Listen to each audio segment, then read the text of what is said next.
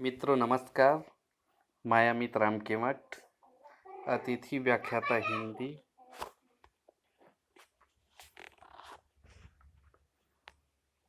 मित्रों, आज हम बिहारी कवि के दोहे संख्या 41 से लेकर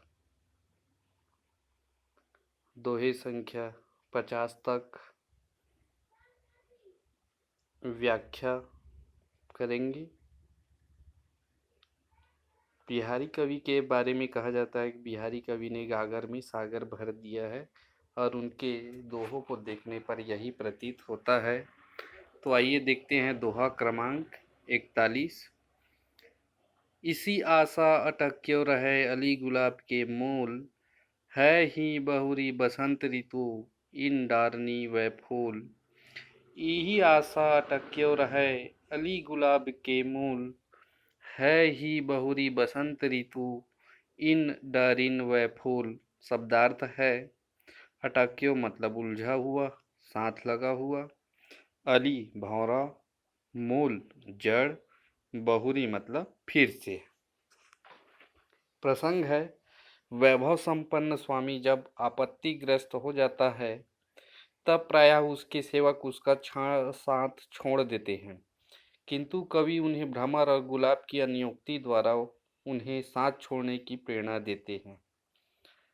अर्थ है गुलाब के मूल का प्रेमी मधुप गुलाब की जड़ों से इस आशा में उलझा रहता है, जबकि उसमें फूल बिल्कुल नहीं रहते, कि प्रकृति के नियमानुसार फिर बसंत ऋतु आएगी और इन सूखी पुष्प रहित डालों में फिर से वे ही रस युक्त फूल खिल उठेंगे, जिन पर पुनः आनंद केली का लाभ होगा। विशेष है समय सदा एक सा नहीं रहता। यदि वैभव संपन्न आपदग्रस्त हो सकता है, वह पुनः वैभव संपन्न भी हो सकता है।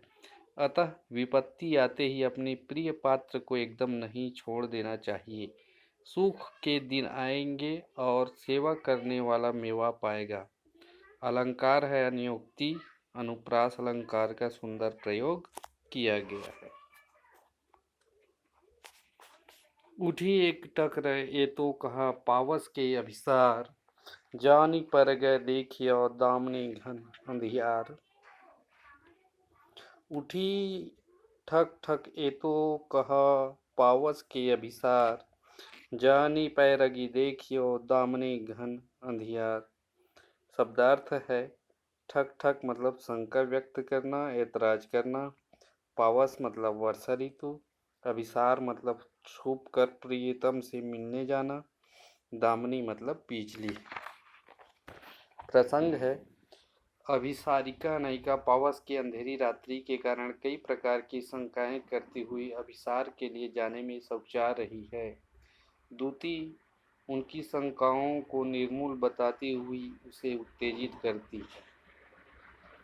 अरे उठ, इस वर्षा काल में अभिसार के लिए इतने सोच विचार और आनाकानी की क्या आवश्यकता है। अर्थात वर्षा काल के अंधेरे में तुझे कौन देख सकेगा, और मान लो यदि किसी ने देख भी लिया तो इस घने अंधेरे में तू बादल में चमकती बिजली के समान जान पड़ेगी, जिससे किसी को किसी प्रकार का संदेह नहीं होगा। विशेष है इस दोहे में नायिका को अभिसार के लिए उत्तेजित किया गया है, साथ ही सौंदर्य की प्रशंसा भी कर दी गई है। नायिका इतनी अधिक सुंदर है कि लोगों को उसकी झलक में बिजली के चमकने का भ्रम होगा। अलंकार है गतोत्प्रेक्षा, भ्रांतिमान जैसे अलंकारों का सुंदर समन्वय किया गया है। उड़ती गुड़ी लली लाख की अंगन अंगना माह, बौरी लौ दौरी फिरती छवत छबीली छां। उड़ती गुड़ी लखी लाख की अंगन अंगना माह, बौरी लौ दौरी फिरती छवत छबीली छां। शब्दार्थ है गुड़ी मतलब पतंग, अंगन मतलब स्त्री, अंगना मतलब आंगन, बौरी मतलब पागल, उत्तम मतलब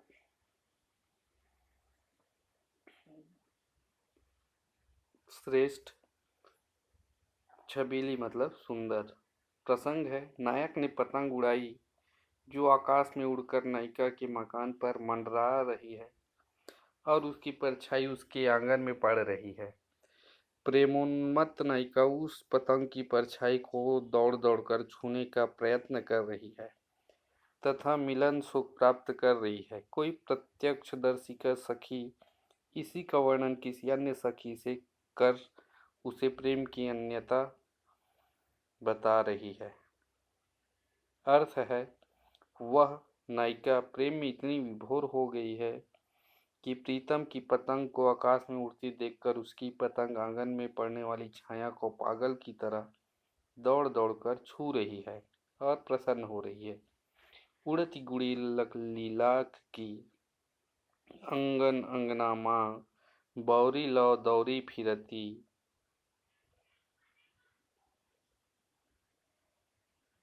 छबत छबीली छा।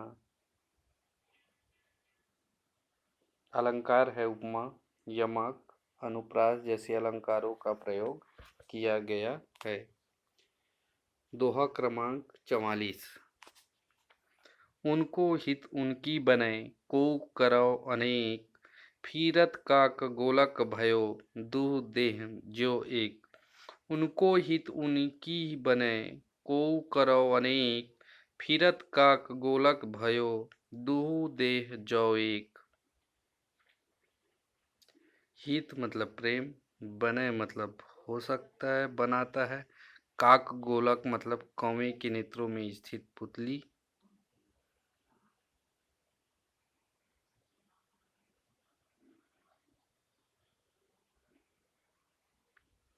लोक प्रसिद्ध है कि कौवे के दोनों नेत्रों के मध्य एक पुतली होती है, जबकि अन्य प्राणियों के दोनों नेत्रों में भिन्न भिन्न पुतलियां होती है। कौवा जिधर देखता है वह एक ही पुतली उधर की आंख में घूम जाती है। इस प्रकार दोनों नेत्रों में ही पुतली घूमकर देखने का कार्य करती है। प्रसंग है, नायक और नायिका के मध्य अनन्य प्रेम है। जो दो देह एक प्राण हो, इसी का वर्णन करती हुई कोई सखी दूसरी सखी से कह रही है। नायक और नायिका के मध्य अनन्य प्रेम है, जैसे दोनों एक हों। अर्थ है, उन दोनों में जो अनन्य प्रेम है वह उन्हीं से बनाता है, किसी अन्य से ऐसा प्रेम संभव नहीं। चाहे जितने भी यत्न कर लें, ऐसा प्रतीत होता है कि उनका प्रेम कवि के नेत्र के समान स्थित पुतली के समान दोनों देहों में एक होकर ही फिरता रहता है। अर्थात देह उनकी दो है किंतु उनमें एक ही प्रेम परिव्याप्त है। जिधर आवश्यकता होती है उसी में आ जाता है। इस प्रकार उसमें प्रेम के टूटने की संभावना नहीं रहती। विशेष अनन्य प्रेम की उपमा काल गोलक से सटीक बैठती है। विशोक्ति अलंकार आदि का सुंदर समन्वय किया गया है।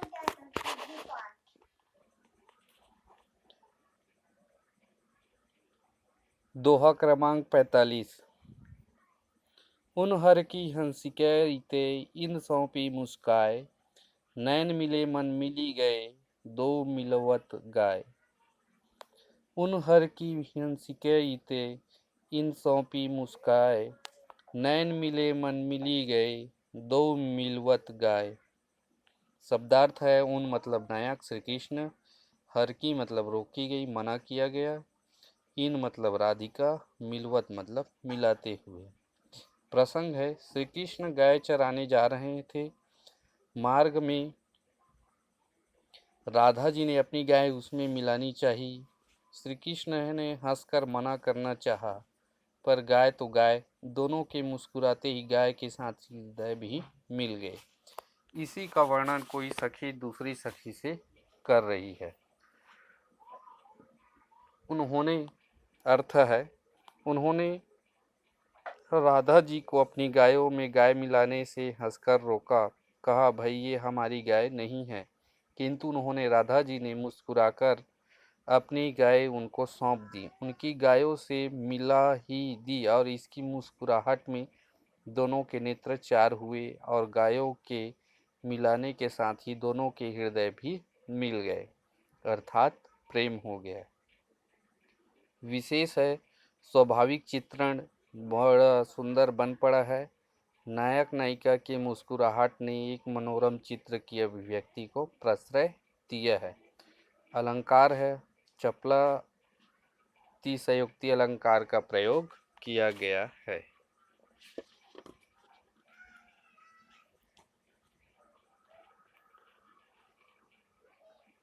उराव शरद राका सकी करति क्यों न चित चेत, मनोमदन क्षितिपाल को छाह गिर छवि देत।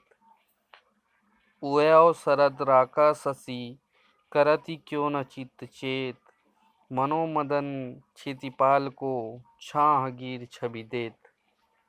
राका शशि पूर्णिमा का चंद्रमा, मदन महादेव, क्षिति मतलब पाल, क्षितिपाल मतलब पृथ्वी का पालन करने वाला राजा, छाहगीर मतलब छत्र छाया करने वाला साधन। प्रसंग है, नायक के वीरा में नायिका अचेत है। शरद पूर्णिमा की रात्रि को मिलाने का वादा था, किंतु नायिका को होश ही नहीं। सखी को इस वायदे की खबर थी, अतः वह शरद पूर्णिमा के चंद्रमा के उग जाने की बात कर नायिका को अभिसार के लिए प्रस्तुत करना चाहता है। सखी कहती है, शरद पूर्णिमा का चंद्रमा उग आया है, अरे तू अब भी सावधान क्यों नहीं होती। यह चंद्रमा ऐसा प्रतीत हो रहा है मानो कामदेव रूपी राजा का छत्र शोभायमान हो रहा हो। विशेष है, कामदेव का नाम यहाँ सो उद्देश्य लिया गया है। नायिका काम पीड़ित है कि कामदेव रूपी राजा का छत्र चंद्रमा काम पीड़ित को अवश्य ही सुख पहुँचाएगा। इसके कथन से नायिका को अपने वायदे का स्मरण भी हो जाएगा। अलंकार है, वस्तुप्रेक्ष गुणोक्ति। दोहा क्रमांक 47। पुर उच्चोचित चोर सो गुरु गुरुजन की लाज, चरे हिंडोरे से ही किए बने गृह काज।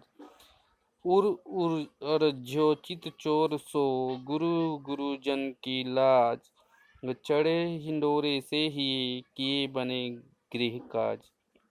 शब्दार्थ है, चित चोर चित को चुराने वाला, प्रेमी नायक, गुरु मतलब भारी। परकीय नायिका की प्रेम व्यवस्था का वर्णन एक सखी दूसरे सखी से कर रही है। अर्थ है, चित चुराने वाले नायक से उसका मन हृदय उलझ गया है, अर्थात वह प्रेम में फंस गया है। किंतु पूजनीय गुरुजनों की मर्यादा का भारी बोझ उस पर है, जिसके कारण वह नायक से मिल नहीं सकती। इस द्विविधा पति के प्रेमी के प्रति प्रेम और गुरुजनों की लज्जा के बीच फंसा हुआ उसका मन हिंडोले पर चढ़े हुए की भांति झूलता है, और उस बेचारी को घर के काम भी इसी बीच करने पड़ते हैं। फिर वे ठीक कैसे हो सकते हैं। विशेष, मन नायक में लगा हुआ है किंतु लज्जा के कारण मिल नहीं सकती। ऐसी दशा में उसकी हालत खराब ही रहेगी। फलतः घर के काम सुव्यवस्थित ढंग से हो पाना कठिन है। अलंकार है, यमक। उर्ज्यो गुरु गुरुजन, उपमा काकुवक्रोक्ति किए बने गृह काज में प्रयुक्त हुआ है। उर्मानिक की उर्वशी, डरत घटत दृग्दाग, छलकत बाहिर भरी मनों, तिय हिय को अनुराग। शब्दार्थ मतलब मानिक मतलब लाल, उर्वशी मतलब चौकी नाम का एक आभूषण हमेल जिसे कहा जाता है। दृग्दाग मतलब आंखों की जलन, अनुराग मतलब प्रेम। प्रसंग है, खंडिता नायिका की नायक के प्रति व्यंग्योक्ति की गई है। व्याख्या है, हे प्रिय, तुम्हारे वक्ष स्थल पर पड़ी हुई रत्न चौकी बड़ी सुंदर है। इस नेत्रों की जलन घटती है। व्यंग है, नेत्रों में जलन होती है। यह ऐसी है मानो किसी स्त्री दूसरी स्त्री के प्रति तुम्हारे हृदय में स्थित अनुराग लाल रंग ही होने के कारण ही साक्षात बाहर झलक रहा हो। दूसरा, इसका प्रसंग मान सकते हैं। नायिका की सखी की उक्ति नायक के सम्मुख नायिका का सौंदर्य वर्णन करती हैं। अर्थ है, उस नायिका के वक्ष स्थल पर पड़ी हुई रत्नों की हमेल शोभायमान होकर नेत्रों की जलन दूर करती है, इसलिए आप उसे अवश्य देखिए। वह ऐसी जान पड़ती है मानो उनके हृदय में से तुम्हारे प्रति प्रेम बाहर झलक कर आ गया हो, अर्थात वह आपसे अत्यंत प्रेम करती है। अतः अवश्य मिलिए। दोहा क्रमांक 49। उर्ली ने अति चटपटी सुनी मुरली धुनी थाय, हौ निकसी हुलसी सूत गौ हुलसी हिलाय। उर्ली ने अति चटपटी सुनी मुरली धुनी धाय, हौ निकसी हुलसी तू सौ गौ हुलसी हिलाय। शब्दार्थ है, चटपटी, आतुरता, चाव, उमंग। हुलसी मतलब प्रसन्न होकर, हुलसी नोकदार, शस्त्र की चपेट। प्रसंग है, नायिका के घर के पास से नायक बंसी बजाता हुआ गुजरा। नायिका मुरली की ध्वनि को सुनकर उमंग के साथ उसे देखने बाहर निकली। तब तक नायक चला गया। इससे उसे बड़ा कष्ट हुआ। उसी का वर्णन करती हुई वह सखी से कह रही है। अर्थ है, उसकी मुरली की धुनी सुनकर मैं उसके हृदय में उछाव के लिए हुलसती हुई दौड़कर बाहर निकली, जिसे देखकर उसे प्रसन्न हो सकूं। लेकिन वह मेरे हृदय पर वर्ची सी मारकर मुझे बिना दर्शन दिए ही अथवा मुझसे बिना बोले ही चला गया। विशेष है, इस दोहे में चपलता के साथ पीड़ा संचारी का भाव है। अलंकार है यमक, हुलसी, हुलसी। तीसरा, विषम जैसे अलंकारों का सुंदर प्रयोग किया गया है।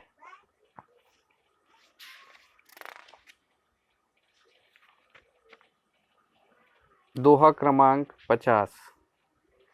ऊंचे चीते सराहियत गिरत कबूतर लेत, झलकती दृग मुलकती बदन तन पुलकित के ही है। शब्दार्थ, चीता मतलब देखकर, सराहियत मतलब प्रशंसा करती हो, सराहना करती हो। गिरह लेना मतलब कबूतर कुलाच मारना। मुलकती मतलब मुस्कुराना। आकाश में नायक कबूतर उड़ा रहा है। दूर खड़ी नायिका कबूतरों के उड़ने को देखने के बहाने नायक को देखकर रोमांचित हो रही है। सखी ने उसके प्रेम और बहाने को पहचान लिया, अतः वह व्यंग करती हुई कह रही है। व्याख्या है, कुलाच भरती हुई कबूतरों की ओर ऊपर देखकर जो सराहना कर रही हो यह ठीक है, किंतु जरा यह बताओ कि इसमें नेत्रों की झलकने, आनंदित होने, मुख पर मुस्कुराहट आने और शरीर के रोमांचित होने का क्या कारण है। अर्थात ये सब कबूतर ही गिरह लेने की प्रशंसा में नहीं हो सकते। स्पष्ट ही नायक के प्रति अनुरक्ति की अभिव्यंजना करते हैं। विशेष है, नायिका लक्षिता पूर्वानुरागी है। चतुर सखी ने उसकी मूलक और पुलक से उनकी अनुरक्ति का अनुमान लगा लिया है। कबूतर के गिरह लेने का प्रयोग बिहारी की सुंदर सूझबूझ का उदाहरण है। अलंकार है, सूक्ष्म और अनुप्रास अलंकारों का सुंदर समन्वय किया गया है। मित्रों, यह था बिहारी के दोहे क्रमांक 41 से लेकर 50 तक की व्याख्या, जिसमें उन्होंने नायिका के मिलने, अभिसार करने जाने, कबूतर के माध्यम से उनका प्रेम, साथ ही चित्त चुराने वाले नायक, शरद पूर्णिमा का चंद्रमा के उगाने से मन की शांति मिलती रहे। ऐसे बहुत सारे प्रसंगों को अपने इन दोहों के माध्यम से विरह और श्रृंगार के रसों का सुंदर परिपाक हुआ है। मित्रों,